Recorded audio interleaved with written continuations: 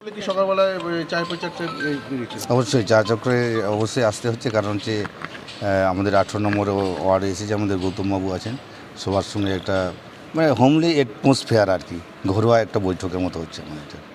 কীরকম মানুষ কীরকম কী বলছে আপনার? হ্যাঁ, মানুষ সবাই আনন্দিত এবং উদ্বেলিত, এবং সবাই বলছেন যে খুব ভালো অ্যাপ্রিসিয়েট করছেন, যে হ্যাঁ এটাই অবশ্যই জনসংযোগ এই ধরনেরই থাকা দরকার। এমনি প্রচারে কি আপনি মূলত কী বিষয়গুলো তুলে ধরছেন? মূলত আমাদের যে পশ্চিমবঙ্গে যেটা আমাদের উন্নয়নের যে কর্মযজ্ঞ চারিদিকে চলছে, এবং চারিদিকে জনসমস্ত যে সমস্ত পরিষেবা পেয়েছি, সেই উন্নয়নটাকে আমরা তুলে ধরছি মূলত। এখনও অবধি কতগুলো জায়গায় আপনি যেতে পেরেছেন?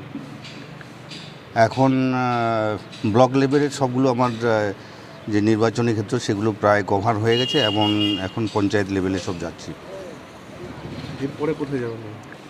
আজকে মূলত ঝাড়গ্রামের মধ্যে সীমাবদ্ধ থাকছি। আজকে 18 নম্বর ওয়ার্ডে এলাম, তারপরে লোকাল বোর্ডে যাব। লোকাল বোর্ডটা কত নম্বর পড়ছে? ওটা হচ্ছে 9 নম্বর। 9 নম্বরে যাব।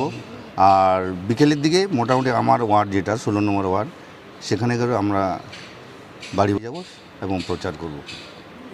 বেলা যত গড়াচ্ছে তত রোদের তাপ বাড়ছে, হ্যাঁ। সেক্ষেত্রে কোনো সমস্যা হচ্ছে না প্রচার করতে?